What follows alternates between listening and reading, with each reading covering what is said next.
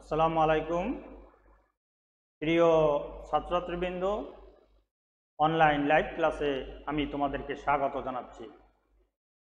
আমি মোহাম্মদ ফারুক হোসেন, সহকারী অধ্যাপক, হিসাব বিজ্ঞান বিভাগ, সরকারি সোহরাওয়ার্দী কলেজ, পিরোজপুর। আজ আমি দ্বাদশ শ্রেণীর ব্যবসা শিক্ষা শাখার হিসাব বিজ্ঞান ও দ্বিতীয় পত্র দশম অধ্যায় ব্যবস্থাপনা হিসাব বিজ্ঞান পরিচিতি, এই অধ্যায় নিয়ে আমি তোমাদের সামনে আলোচনা করব। তোমরা আমার লেকচারটি মনোযোগ দিয়ে শুনবে এবং তাহলে বিশেষভাবে উপকৃত হতে পারবে। প্রিয় ছাত্রছাত্রীবৃন্দ, তোমরা আমার লেকচারটি মনোযোগ দিয়ে শুনে সাথে সাথে নোট করে নেবে, যাতে তোমরা বিশেষভাবে উপকৃত হতে পারো।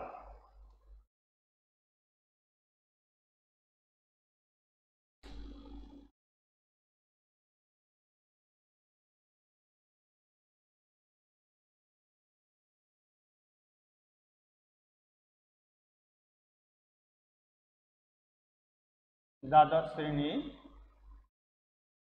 ব্যবসা শিক্ষা শাখা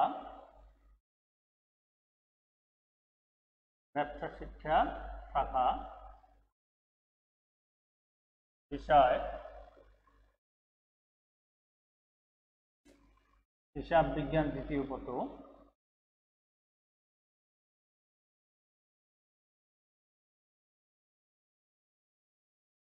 হিসাব বিজ্ঞান দ্বিতীয় পত্র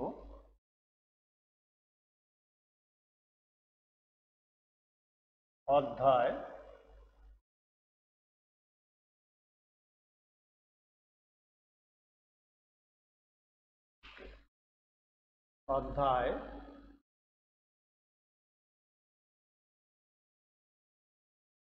দশম ব্যবস্থাপনা হিসাব বিজ্ঞান পরিচিতি।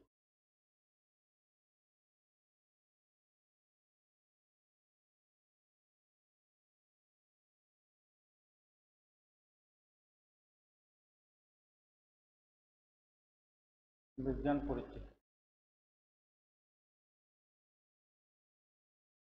প্রথমে তোমাদেরকে জানতে হবে ব্যবস্থাপনা হিসাব বিজ্ঞান কি। ব্যবস্থাপনা হিসাব বিজ্ঞান আমি লিখে দিচ্ছি যে ব্যবস্থাপনা প্রশ্ন এক, ব্যবস্থাপনা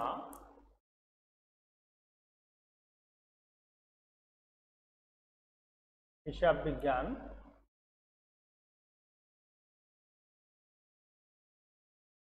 কি?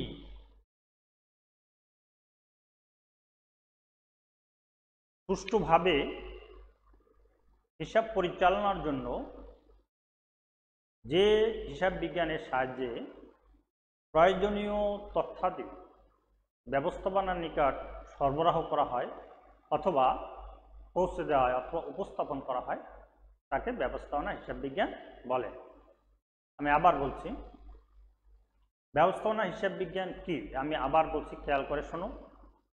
যে হিসাব বিজ্ঞানের সাহায্যে সুষ্ঠুভাবে হিসাব পরিচালনার জন্য প্রয়োজনীয় তথ্য দিয়ে ব্যবস্থাপনার নিকট উপস্থাপন করা হয়, তাকে ব্যবস্থাপনা হিসাব বিজ্ঞান বলে।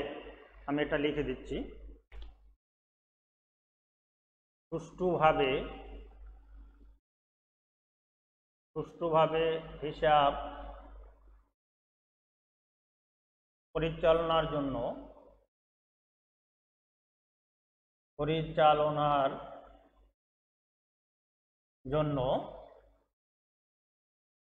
যে হিসাব বিজ্ঞানের সাহায্যে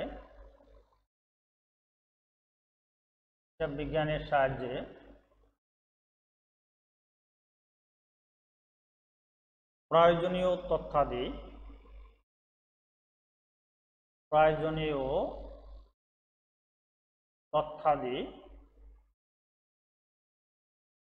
ব্যবস্থাপনার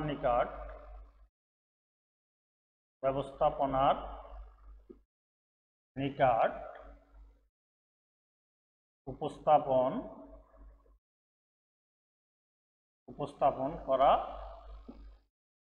করা হয়, তাকে ব্যবস্থাপনা হিসাব বিজ্ঞান বলে। তাকে ব্যবস্থাপনা হিসাব বিজ্ঞান বলে। হিসাব বিজ্ঞান বলে তথ্য শনাক্তকরণ,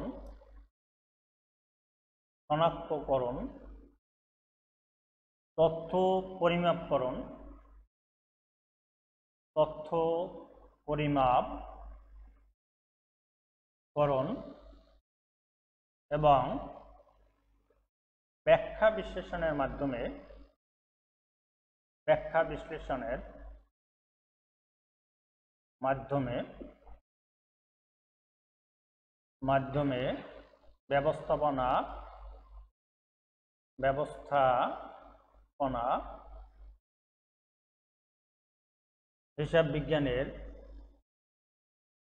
ব্যবস্থাপনা হিসাব বিজ্ঞানের কার্যাবলী সম্পাদিত হয়ে থাকে।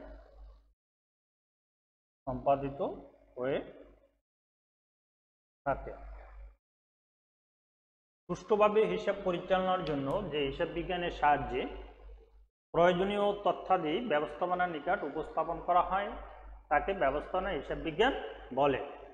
তথ্য শনাক্তকরণ, তথ্য পরিমাপকরণ এবং ব্যাখ্যা বিশ্লেষণের মাধ্যমে হিসাব বিজ্ঞানের কার্যাবলী সম্পাদিত হয়।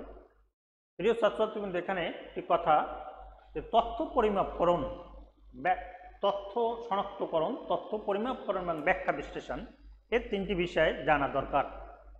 তথ্য শনাক্তকরণ বলতে তথ্যসমূহ ব্যবস্থাপনা হিসাব বিজ্ঞানের সাথে রিলেটেড কিনা, অর্থাৎ তথ্যসমূহ ব্যবস্থাপনা হিসাব বিজ্ঞানের সাথে রিলেটেড কিনা সেটা পরীক্ষা করা। এরপর রয়েছে তথ্য পরিমাপকরণ। তথ্যসমূহ টাকায় এবং এককে পরিমাপ করতে হবে। আমি আবার বলছি, তথ্যসমূহ টাকা এবং এককে পরিমাপ করতে হবে। এরপর ব্যাখ্যা বিশ্লেষণ, প্রতিষ্ঠানকে কাঙ্ক্ষিত লক্ষ্যে পৌঁছার জন্য ব্যাখ্যা বিশ্লেষণ করা দরকার এবং সে অনুযায়ী প্রয়োজনীয় সিদ্ধান্ত গ্রহণ করা দরকার, যাতে একটি প্রতিষ্ঠান কাম্য লক্ষ্যে পৌঁছতে পারে।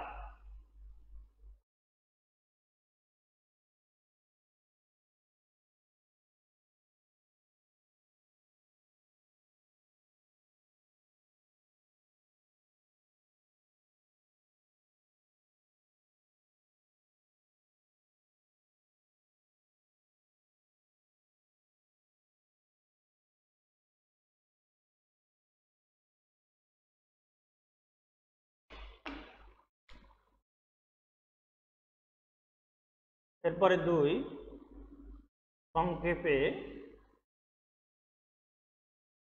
সংক্ষেপে বর্ণনা করো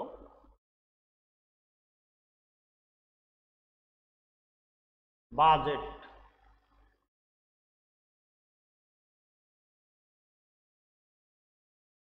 পূর্বাভাস,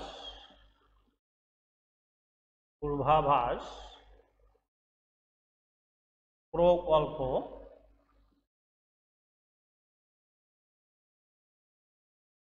কাঁচামাল,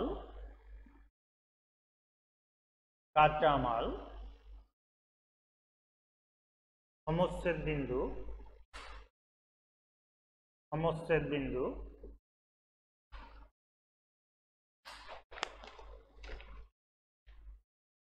প্রান্তিক ব্যয়,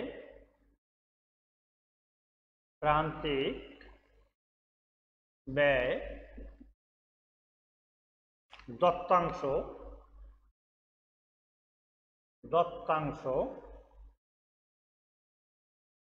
নিরাপত্তা প্রান্ত। প্রিয় ছাত্রছাত্রীবৃন্দ, এই অধ্যায় সম্পর্কে তোমাকে জানতে হলে এই বিষয়গুলো অবশ্যই তোমাকে সংক্ষিপ্ত আকারে জানা দরকার। প্রথমে বলা আছে বাজেট। বাজেট কি? বাজেট পরিকল্পনার সংখ্যাত্মক প্রকাশকে বাজেট বলে। পরিকল্পনার সংখ্যাত্মক সংখ্যাত্মক প্রকাশকে বাজেট বলে। আবার দেখে নাও, পরিকল্পনার সংখ্যাত্মক প্রকাশকে বাজেট বলা হয়। এরপরে রয়েছে পূর্বাভাস। কোনো বিষয় বা ঘটনা সম্পর্কে অগ্রিম ধারণা পাওয়াকে বলা হয় পূর্বাভাস। আমি লিখে দিচ্ছি, পূর্বাভাস। পূর্বাভাস কোনো বিষয় বা ঘটনা সম্পর্কে অগ্রিম ধারণা পাওয়াকে বলা হয় পূর্বাভাস।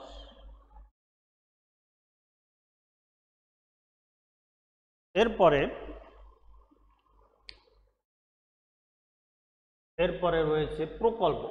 প্রকল্প কি?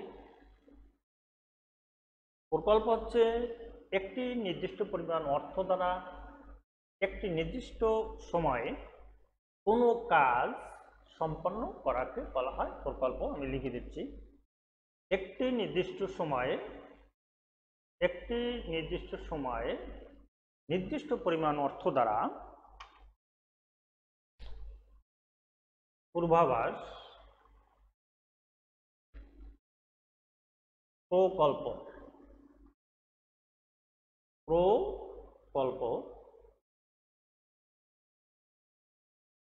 একটি নির্দিষ্ট সময়ে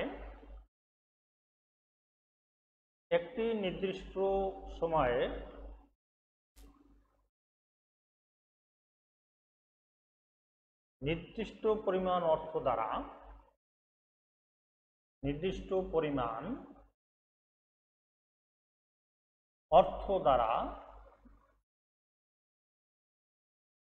কোনো কাজ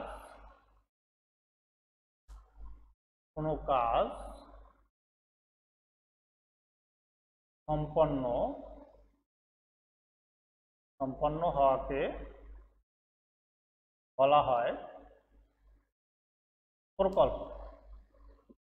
বলা হয় প্রকল্প।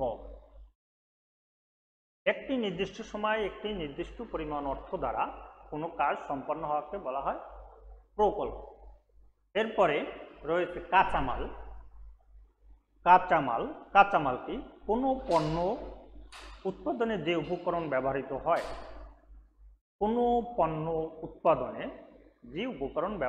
তাকে বলা হয় কাঁচামাল। আমি লিখে দিচ্ছি,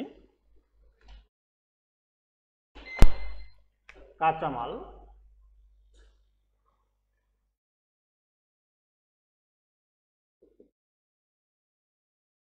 কোনো পণ্য উৎপাদনে যে উপকরণ ব্যবহার করা হয়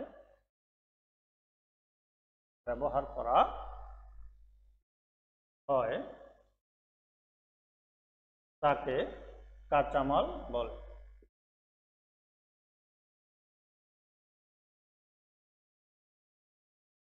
আবার দেখে নাও যে কোনো পণ্য উৎপাদনে যে উপকরণ ব্যবহার করা হয় তাকে কাঁচামাল বলে।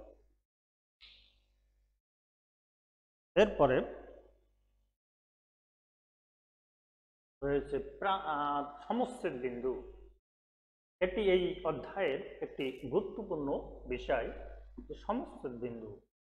সমচ্ছেদ বিন্দু কি? সমচ্ছেদ বিন্দু হচ্ছে যে বিন্দুতে লাভ লোকসান কিছুই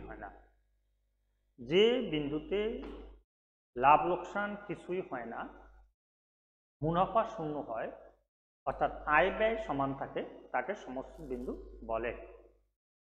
যে বিন্দুতে লাভ লোকসান কিছুই হয় না, মুনাফা শূন্য থাকে, অর্থাৎ আয় ব্যয় সমান থাকে, তাকে বলা হয় সমচ্ছেদ বিন্দু। লিখে দিচ্ছি, সমস্যের বিন্দু যে বিন্দুতে লাভ লোকসান কিছুই হয় না,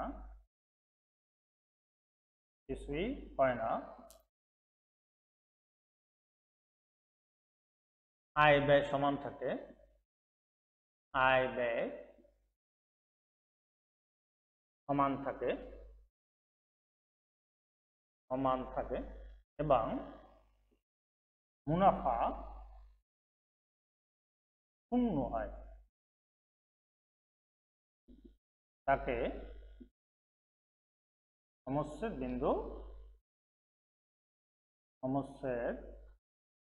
বিন্দু বলে।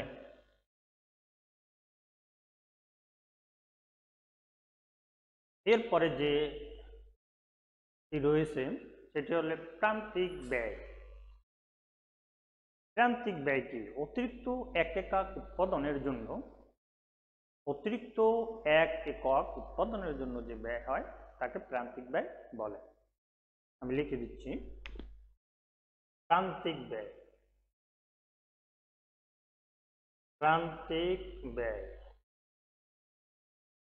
অতিরিক্ত এক একক উৎপাদনের জন্য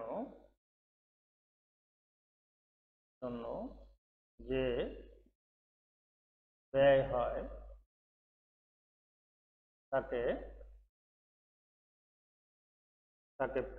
হয় তাকে প্রান্তিক ব্যয় বলে।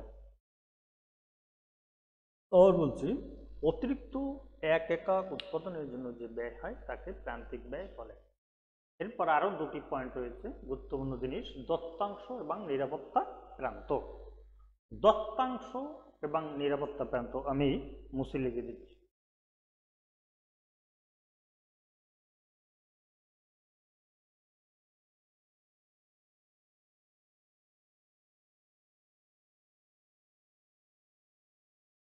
এরপর রয়েছে দত্তাংশ।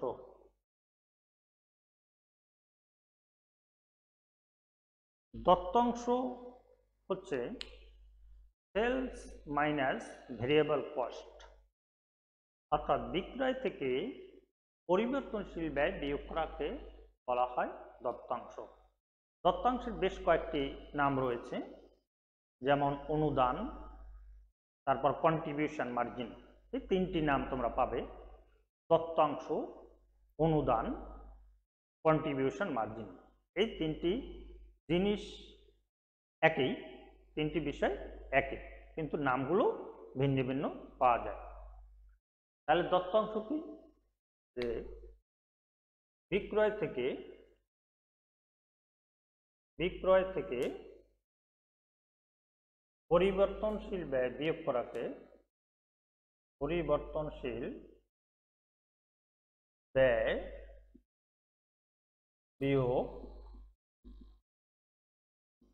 করাকে বলা হয় দত্তাংশ। এরপরে আরেকটি গুরুত্বপূর্ণ পয়েন্ট রয়েছে নিরাপত্তা প্রান্ত।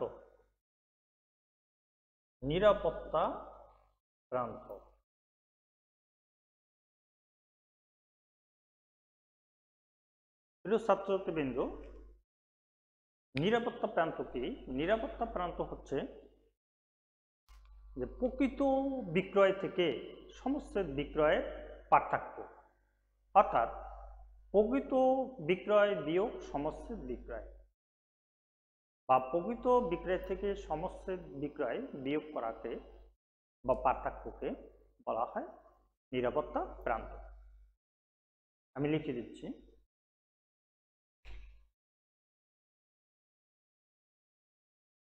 প্রকৃত বিক্রয় বিয়োগ সমস্ত বিক্রয় ইকুয়াল টু নিরাপত্তা প্রান্ত,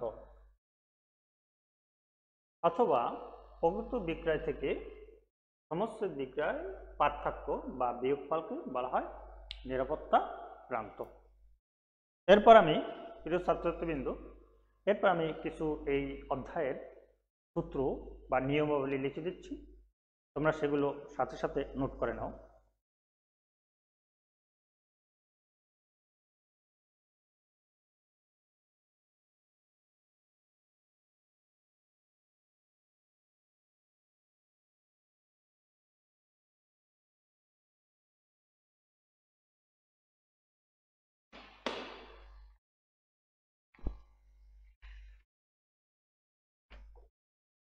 প্রয়োজনীয় সূত্রাবলী,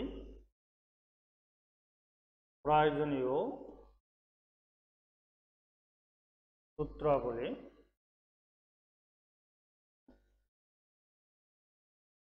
এই অধ্যায়ে যে যে সূত্রগুলো ব্যবহার করা হবে সেগুলো আমি পর্যায়ক্রমে লিখে দিচ্ছি, বুঝিয়ে দিচ্ছি, ব্যাখ্যা বিশ্লেষণ করে দিচ্ছি। তোমরা মনোযোগ দিয়ে শোনো, তাহলে অবশ্যই তোমরা বিশেষভাবে উপকৃত হতে পারবে। 1 নম্বরে রয়েছে, 1 নম্বরে দত্তাংশ।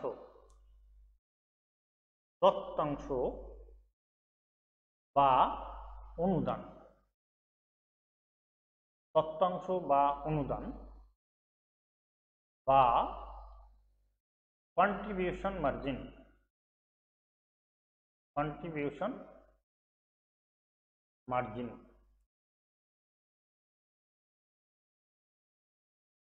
নির্ণয়। দত্তাংশ বা অনুদান বা কন্ট্রিবিউশন, মূল ইংরেজি শব্দটা হচ্ছে কন্ট্রিবিউশন মার্জিন, আর বাংলা করলে হয় দত্তাংশ অথবা অনুদান। তাহলে প্রথমে কন্ট্রিবিউশন মার্জিন এর বেশ কটা সূত্র রয়েছে, পর্যায়ক্রমে আমি লিখে দিচ্ছি।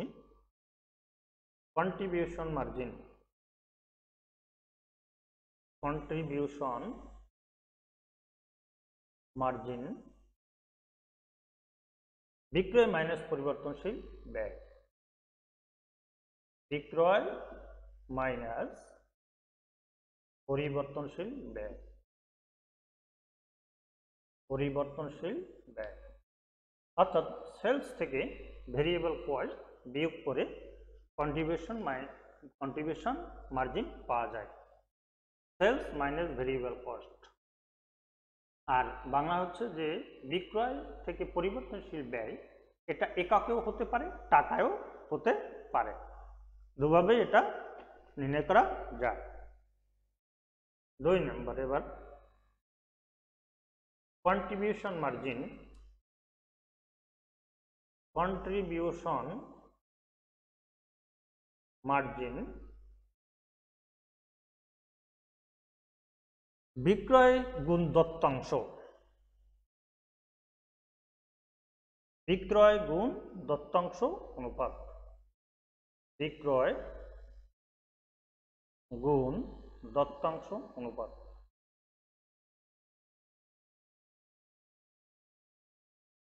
দত্তাংশ অনুপাত, তাহলে এখানে বিক্রয় দেয়া আছে, দত্তাংশ অনুপাতটা আমাদের বের করতে হবে। এটা নিচে লিখে দিচ্ছি, দত্তাংশ অনুপাত ইকুয়াল টু, দত্তাংশ অনুপাত ইকুয়াল টু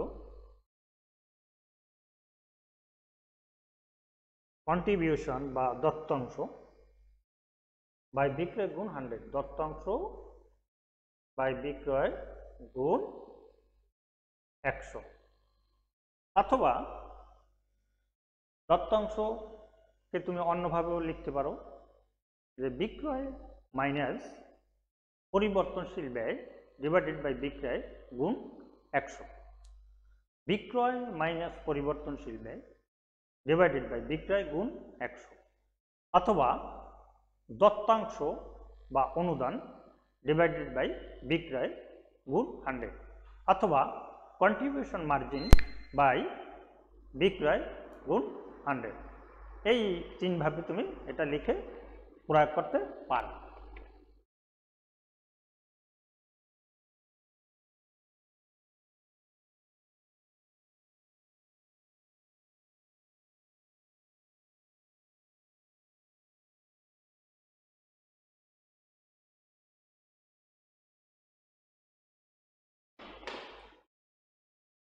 এরপরে একক প্রতি দত্তাংশ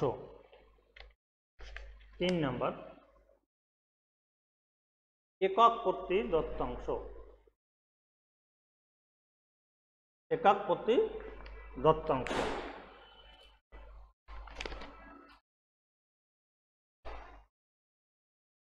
একক প্রতি দত্তাংশ একক প্রতি বিক্রয় মূল্য বিয়োগ একক প্রতি পরিবর্তনশীল ব্যয়। একক প্রতি বিক্রয় মূল্য, একক প্রতি বিক্রয় মূল্য বিয়োগ একক প্রতি পরিবর্তনশীল ব্যয়।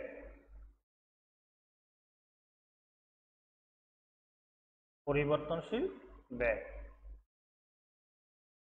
দত্তাংশ বা অনুদান বা কন্ট্রিবিউশন মার্জিন, এগুলো নির্ণয় করার যে 3টি সূত্র আমি দিয়েছি, শেষ সূত্রটি হল একক প্রতি দত্তাংশ, একক প্রতি বিক্রয় মূল্য বিয়োগ একক প্রতি পরিবর্তনশীল ব্যয়। আর প্রথম পেয়েছিল দত্তাংশ equal to sales minus variable cost, অর্থাৎ বিক্রয় থেকে পরিবর্তনশীল ব্যয় বিয়োগ করাকে বলা হয় দত্তাংশ বা কন্ট্রিবিউশন মার্জিন বা অনুদান।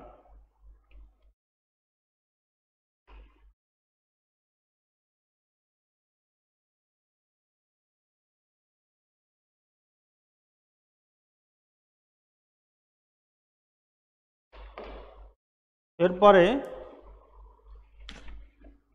নাম্বার 2, কন্ট্রিবিউশন মার্জিন বা দত্তাংশ সীমা অনুপাতের সূত্র। কন্ট্রিবিউশন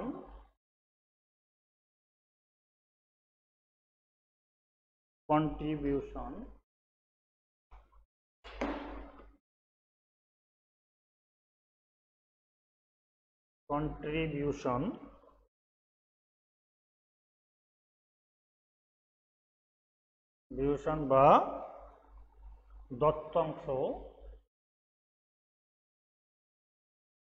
দত্তাংশ সীমা অনুপাত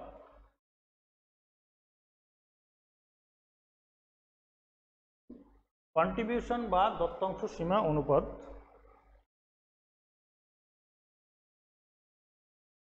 কন্ট্রিবিউশন মার্জিন অনুপাত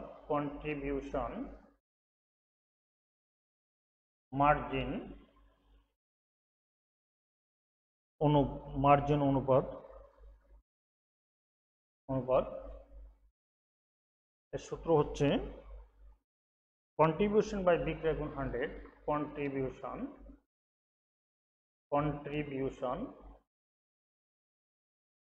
বাই বিক্রয়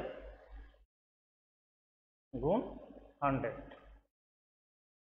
আবার প্রিয় ছাত্রছাত্রীবৃন্দ লক্ষ্য করে দেখো যে কন্ট্রিবিউশন মার্জিন অনুপাতের সূত্র হচ্ছে কন্ট্রিবিউশন বাই বিক্রয় গুণ 100, অথবা এখানে বিক্রয় মাইনাস পরিবর্তনশীল ব্যয় বাই বিক্রয় গুণ 100, এই দুটো সূত্র প্রয়োগ করতে পারো। 2 নম্বর, কন্ট্রিবিউশন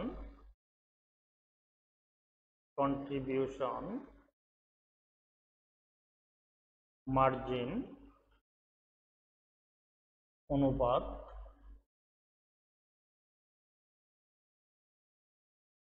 বিক্রয় মাইনাস পরিবর্তনশীল ব্যয়, বিক্রয় মাইনাস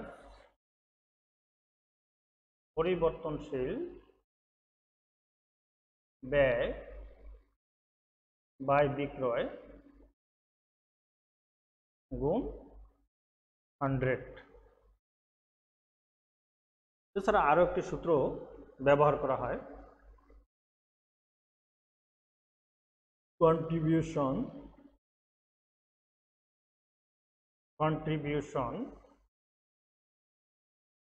মার্জিন অনুপাত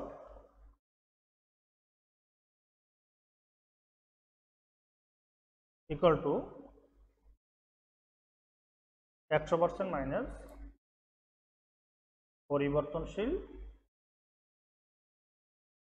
ব্যয়।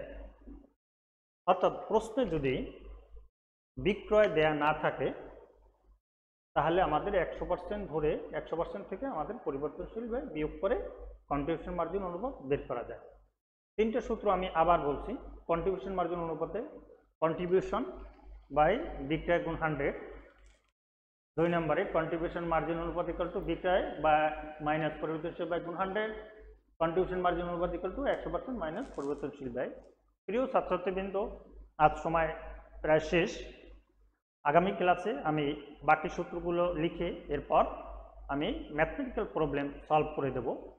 তোমরা ভালো থাকো, সুস্থ থাকো। করোনার এই মহামারী রোগে মধ্যেও আল্লাহ তাআলা সবাইকে যেন সুস্থ রাখেন, হেফাজতে রাখেন, এই দোয়া করে কামনা করে আজকের ক্লাস শেষ করছি। আসসালামু আলাইকুম ওয়া রাহমাতুল্লাহি ওয়া বারাকাতুহু।